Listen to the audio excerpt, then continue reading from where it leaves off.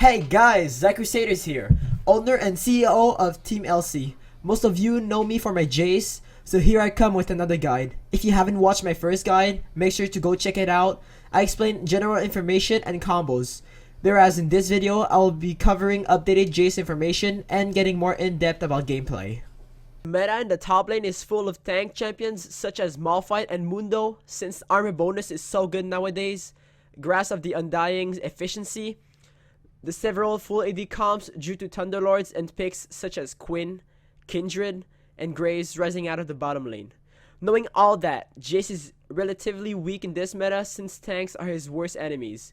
The general playstyle Jayce has in this patch is simply by split pushing. The rise of blue trinkets, Thunderlords, TP cooldown on turret changes, boots of swiftness, and tanks made split pushing more efficient. For summoner spells, you want to go for flash and one of the following options. Ignite is the one I use the most because it allows you to snowball your lane and 1v1 most champions. Games are faster than they were in Season 5, so winning your lane is very important in order to snowball. This summoner spells gives you the ability to all-in the early levels. His level power spikes are at level 1 because he has 2 passives and 2 actives, level 2 because he has 4 actives instead of 2, and at level 5 because he has 3 points in his shock blast. Another option is teleport. Teleport can be used in team situations because you can communicate with your teammates more. It allows you to counter gank or split push on the other side of the map.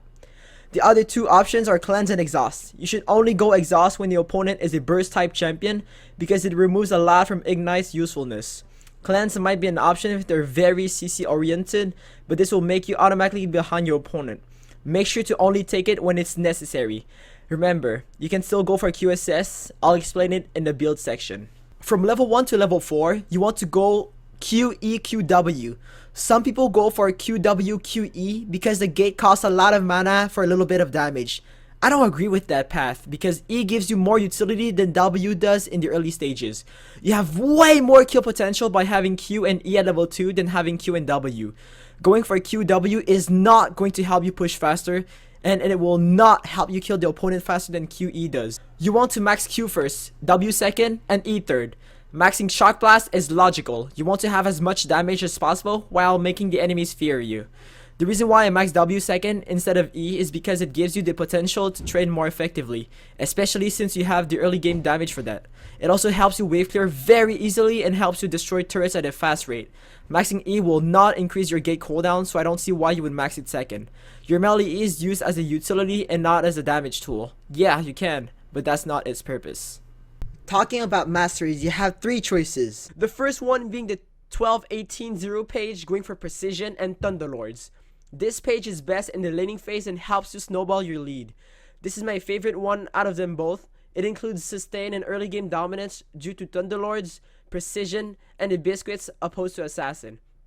I find more use in Secret Stash early on than Assassin because a small amount of health and mana can definitely change early game fights. You basically get more defensive in order to be offensive. As for the second page, I go for 18-12-0, getting Pharaoh of Battle out of all those 3 keystones.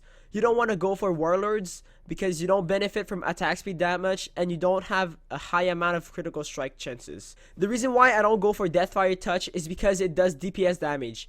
Jayce simply wants to burn all his abilities and finish off the opponent instead of poking. Well, of course you can still poke, but you're going to fight more than you poke. This page is strong in the late game due to the percentage armor penetration and the bonus damage Pharaoh of Battle gives you. I thought about going for Storm Raid's Surge since Thunderlords got nerfed, and that might be an option actually. I don't recommend going for that keystone as a mid laner though, because the most of the CC champions are in top lane, and that's also where you will benefit from movement speed the most since the lane is curved and it's a split pushing lane. You also want to get this when the opponents are squishy because dealing 30% of a champion's max health can simply be done with an EQ combo if they're squishy enough. The reason why this can be viable on Jayce is because you can combo Acceleration Gate and Shock Blast and then hurry up to jump on them. Hitting multiple combos will result you in being a bully master. Overall, Storm Raid's Surge is a great option for him. I made some simple math to determine when to pick Battering Blows from the Ferocity tree or Precision from the Cunning tree. If the enemy team has an average armor lower than 120, go for Precision, or else go for Battering Blows. 4 runes, I get the 1% crit because it opens the door to that stat. You want to go for armor penetration because it's effective against tanks and helps you snowball your lead. You get 9 times AD slots because the reds are already taken. You need the AD to CS and trade effectively. You don't actually need defensive stats because as Jayce, you want to stay as safe as possible and harass them while sustaining back your health. If you play him correctly, you shouldn't get really low. You also already have defensive stats in your melee form. I get 10% scaling CDR in the blue section since Jayce needs to get 40% CDR. I don't want to go for Ionian boots because they got nerfed and are less useful than boots of swiftness. Once I have 10% cooldown reduction, I go for magic resist. Getting 3 times AD quints is a must because you need that high base AD in order to do more damage early on and to CS correctly. Heading into the build section, I tried out several items but I finally concluded a build for you guys. Starting off with boots, I go for boots of swiftness because they are useful for split pushing and for out-rotating opponents. On your first buy at level 1, you want to go for Duran's Blade because it gives you the ability to trade and sustain while also having a biscuit by your side. It'll be self-explanatory in the early game section later on, so don't worry about not understanding. I just don't go for longsword 3 pots because you're very squishy even though it can help you with future items. It just isn't worth getting it at level 1. You're risking it instead of going for a safer path. As for the first back, you will look to go for Samurai Dirk. No, not tier. This will help you snowball your lead by far and make you dominate the lane, giving enough gold for tier. Okay, so the reason why I didn't go for tier first is because you will get Muramana as a third item 95% of the time. Getting a few tier stacks early on will only mess up your build path. The early lead Dirk gives you with the armor penetration is far more worth than getting mana without any damage since it's the early game.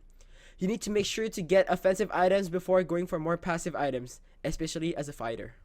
You guys probably guessed it, the next item is tier. Tier gives you enough mana to spam your abilities and give you a huge power spike when it reaches its maximum capacity. It's a passive item that allows you to be more offensive. What I mean by that is that getting a stat like mana makes you do more damage in the long term because you can use more abilities. After that, you go for Warhammer and finish it into Yumu's Ghostblade. Yes, most of you know that I hate Yumu's, I still do.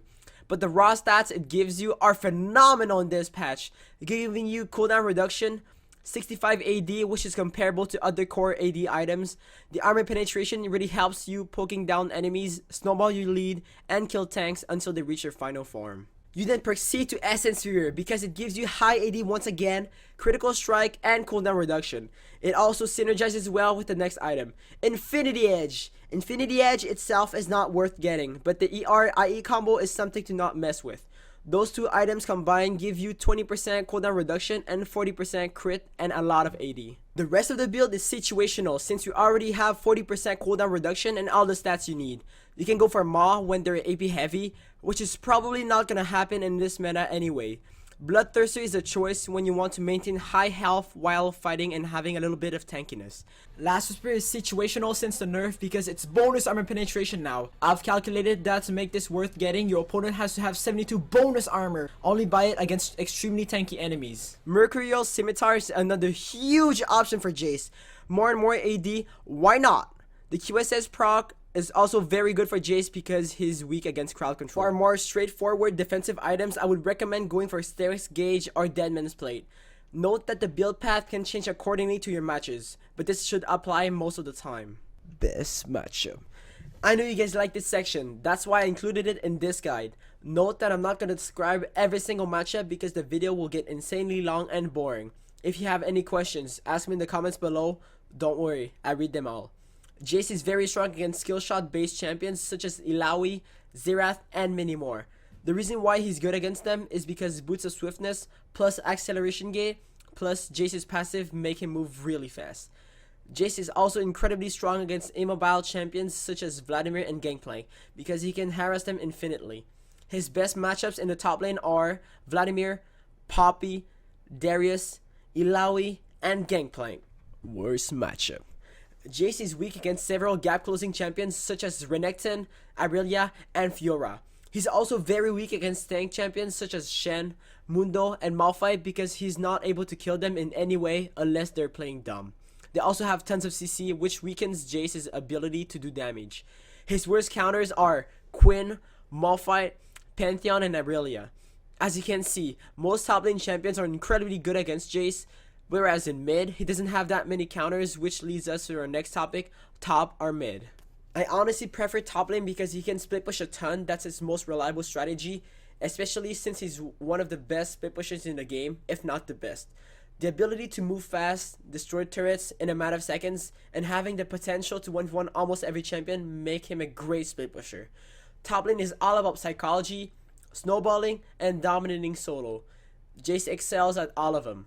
Psychology in the top lane is lane management, freezing, constantly hitting the opponent, tilting them, so you're basically playing with their mind. Snowballing is building power spikes over and over in order to kill the opponent several times and get objectives. Jayce has good early power spikes such as Dirk and Yumu's. Yumu's is also used as a turret destroying item because you can use the range W and hit 3 times, then activate Yumu's to maximize your auto attack's efficiency, resulting in turrets being destroyed easily. He also stays solo top since top lane is the lonely island because no one ganks it. Jayce handles 1v1 situations easily too. As for mid, matchups are in his favor because everyone is squishy, so you can all-in them early on and kill them. Though mid gets most of the attention in the game because it's the center of the map, so he won't be able to 1v1 often. Yes, Jayce is good in skirmishes, but he's better off split pushing. Mid lane Jayce makes him use his EQ combo more than necessary since everyone is there and you need to poke them. Comboing a skill shot that uses a lot of mana can be risky since it's more high risk high reward than just hitting a turret in the top lane.